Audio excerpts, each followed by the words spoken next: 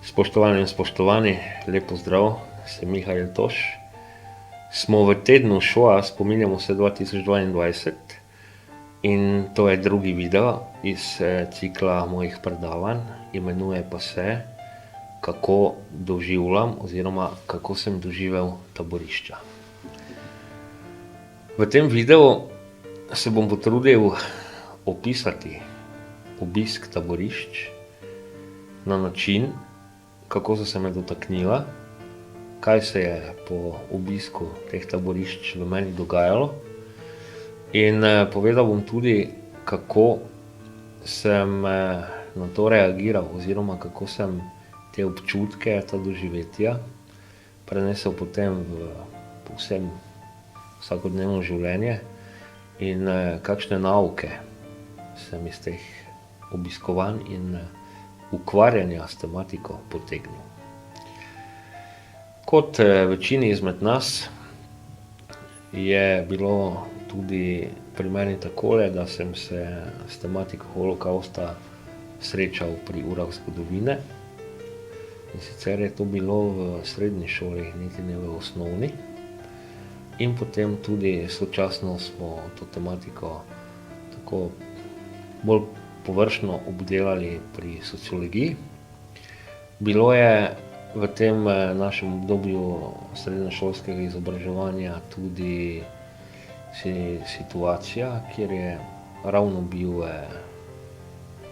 premierno prikazan in na, rečemo temu takole, v obtok na tržišče dan film Schindlerjeva lista, in v tistem obdobju je ta tematika holokavsta spet pridobila na nekem zanimanju, oziroma če se izrazim upoštevajoč dejstvo, ki sem ga slišal ravno danes, da mladina v Nemčiji skoraj da ne ve, kaj je to holokavst.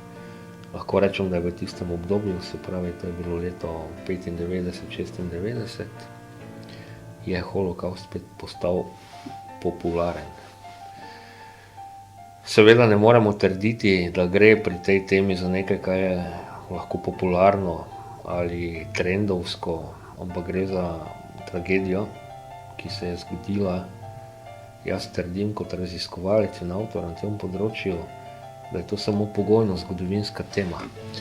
Samo pogojno zgodovinska tema je zato, ker leži zgolj 80 let nazaj in ker so vpleteni, ki so bili v ta genocid v bistvu potegnjeni, še danes med nami. Se pravi, še danes se je možno pogovarjati z živimi pričami, in ko to tematiko karakteriziramo za zgodovinsko temo, nam lahko tako povsem nehote pride pred oči tisti občutek, da pa je to nekaj zgodovinskega, kar je tam onkraj in se sploh ne dotika današnjega časa, drugače kakor po nekih muzejskih eksponatih in pač nekih ostankih, ki so tam ostali, se pravi v tem primeru taborišča in infrastruktura holokavsta.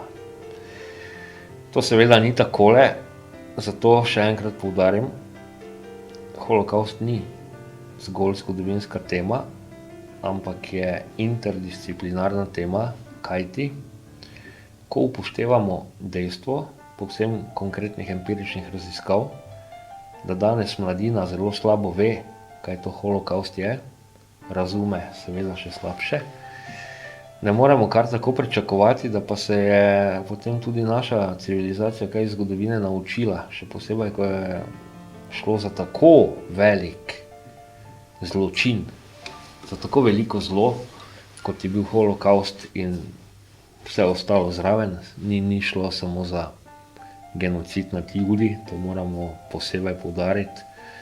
Med tako imenovane podljudi so spadali seveda tudi Sinti in Romi, Slovani in vse, kar ni bilo v skladu z določili in definicijami arijske rase, ki pa je produkt itak da zblaznele psevdoznanosti. In na tem mestu lahko dodam, da ta arijska rasa bi naj bila ostanek civilizacije Atlantide in bi naj bila superiorna glede na vse ostale. Zato tudi lahko vidite tiste scene merjenja premera glav in podobno s šublerji po domače in vse, kar se je iz te blaznosti razvilo. Podstat pa je bil okultizem, česar se bomo pa dotaknili v enem posebnem videu. Se pravi, kako sem doživel potem aktiven stik s taborišči in tematiko, ko sem na eni strani imel formalno pridobljeno znanje, na drugi strani ogled nekaterih filmov s to tematiko, potem pa lastna izkušnja. Prvič sem v taborišče šel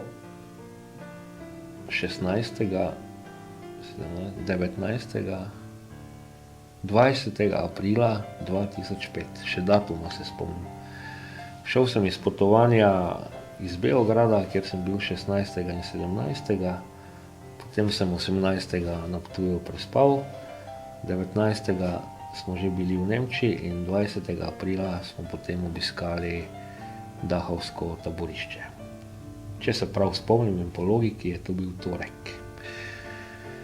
Bil je deževen dan in do tega smo prišli tako, da je eno noč prej bil prispevek po televiziji, da bo kmalu, to je potem bilo 1. maja 2005, 60. obletnica osvoboditve, in ker smo s kolegom spala v Münchnu, smo rekla, pa pojdeva še v Dachau jutri, in smo tudi šla.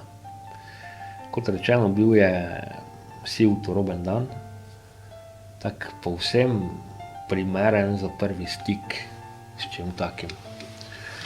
In ko prideš tja, te seveda najprej tudi poudarim na tem mestu, da smo šla z ustrezno stopnjo pietetnosti. Nismo šla zjal prodajati ali se delati norca ali malo za foro. Šla sva z resnim namenom to videti. In potem seveda je tisti prvi stik, kaj te zanima, ko si tak prvič tam, pa še mlajši, seveda hočeš videti ta napis Arbeit macht frei.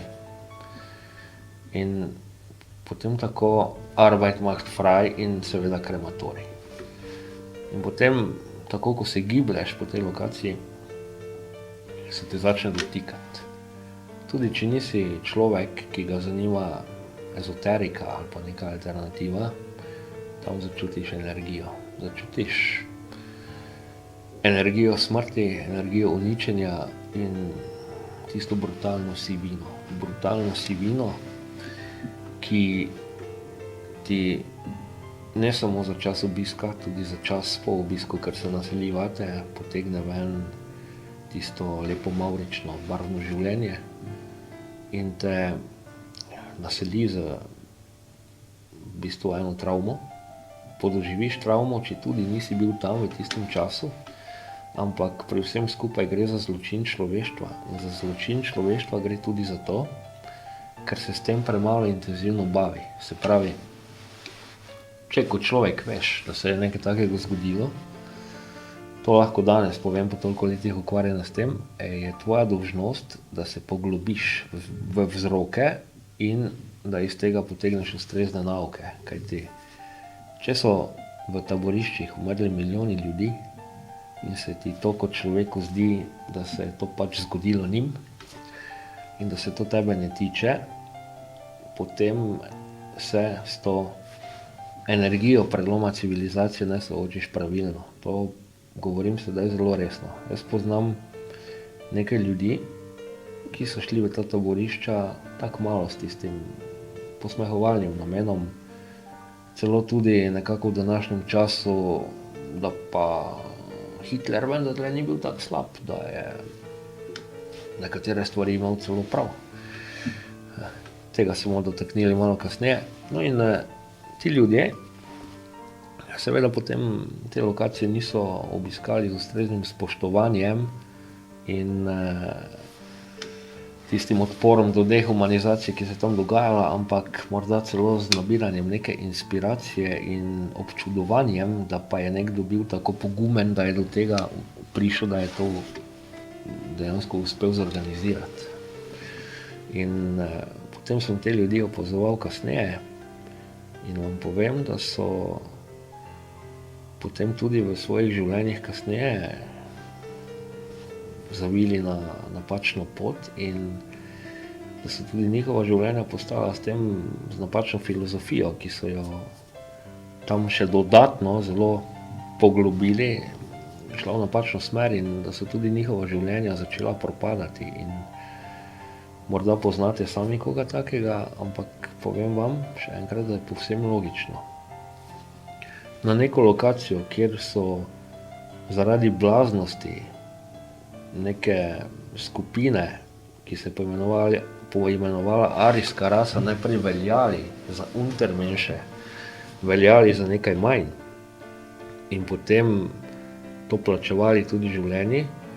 Na tako lokacijo ni možno iti s stališčem, da je to nekaj smešnega, da je to nekaj nepomembnega, da je to celo nekaj pravilnega, ampak v tem, pa ne da bi pretiraval, ali se odločiš, da se boš s tematiko ukvarjal in bil aktivni del tega, da se to več ne zgodi, ali pa se vsaj globoko sramuješ.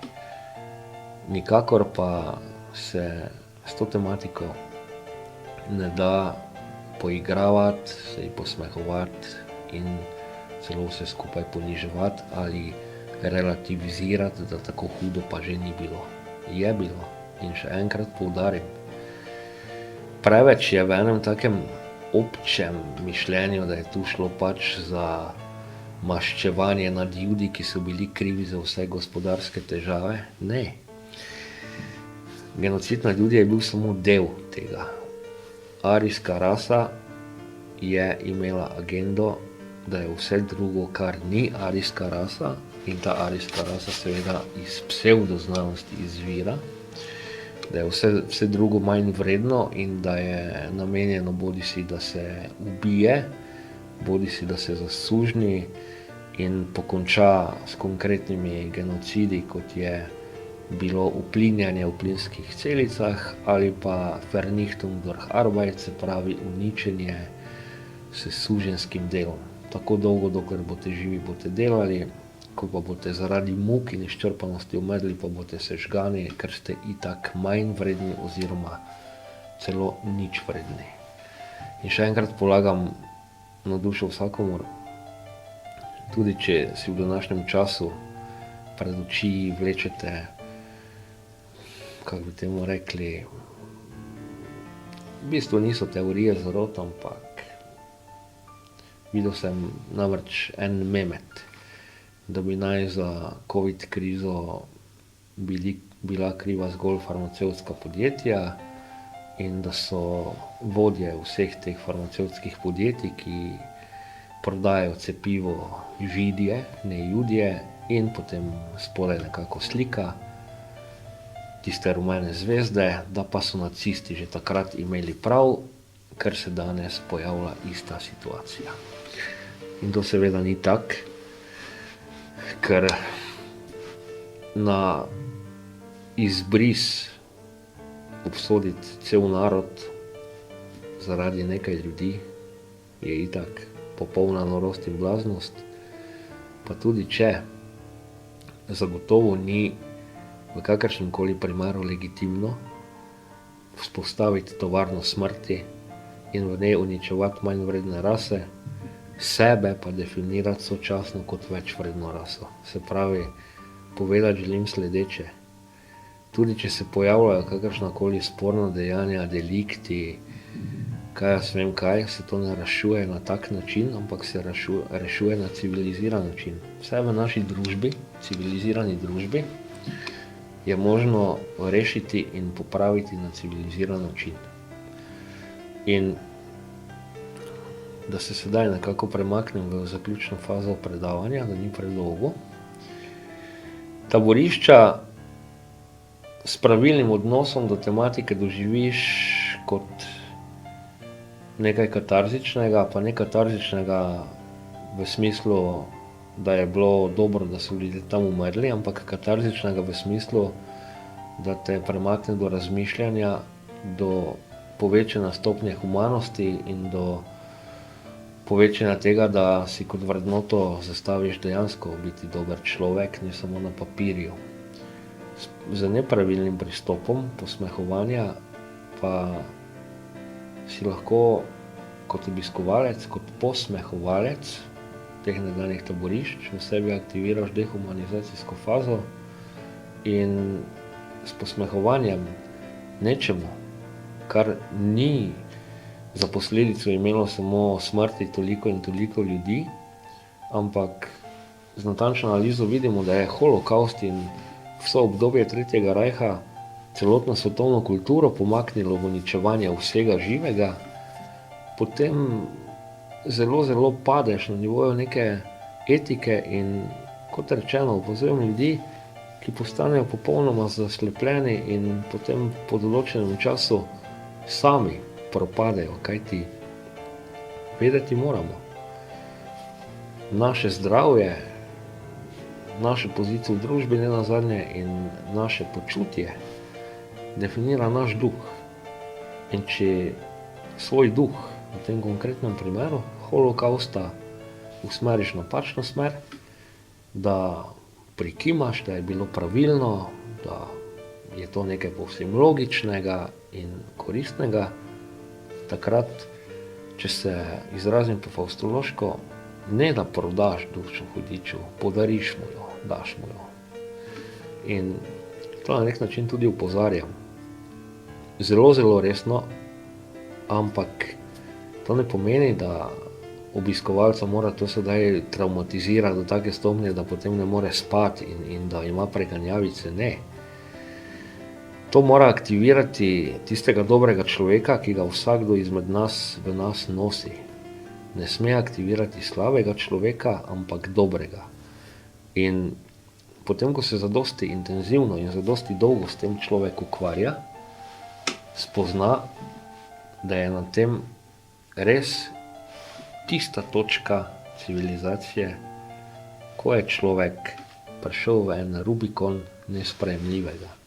In jaz trdim, da posledice holokausta so še danes med nami, le da so se prestavile nekako na živalsko živinorejo, na živinorejo v farmah, ki so taborišča, spomnimo se sedaj tudi iz našega okolja, nekaj tednov nazaj, firme ne bom omenil, ampak vemo, pri Mariboru to spominja na izživljanje tega, ampak dejstvo pa je, dejstvo duhovno normalno razvitega človeka je, da se zaveda, da je čisto vse, kar se v življenju in kulturi dogaja, možno prakticirati na human način.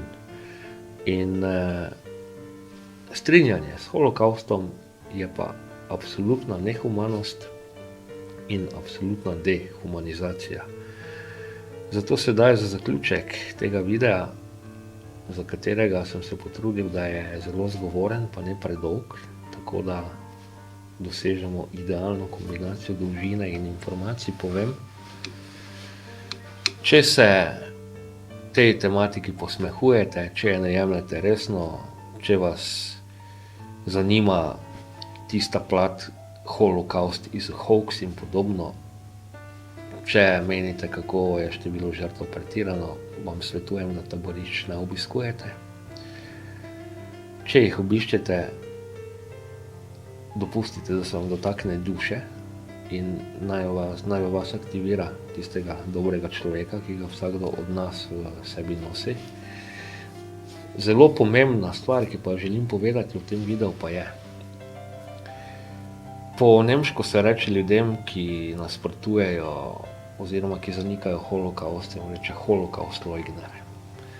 Sam povem, tudi, če bi umrl zgolj en sam človek s tem motivom, ki ga je Rajh imel, je to že abotni zločin. Sploh ni vprašanje bistveno holokausta, ali je sedaj bilo pobitih 6 milijonov ljudi, ali jih je bilo pobitih 5 milijonov pa pol. En sam človek je preveč. In holokavst, Tretji rajh, je obdobje človeštva, ki prvič ni zgodovinsko tam onkraj, in je obdobje človeštva, kjer je človek dokazal, da je sposoben absolutne bestialnosti. In sedaj ljudje, ki smo na svetu zatem, po tem obdobju, ena izmed naših temeljnih dolžnosti je, da to katarzo aktivno realiziramo, da iz tragedij, ki so se dogajale, potegnemo smiselne in koristne nauke in da te nauke tudi širimo, da širimo znanje, širimo zavedanje in da se v enem delu sebe globoko sramujemo, tudi če nismo tisti aktivni storilci tega. Zgodilo se je in dolžnost katarze je dolžnost vseh nas in tudi tisti občutek sramu mora biti v vseh nas.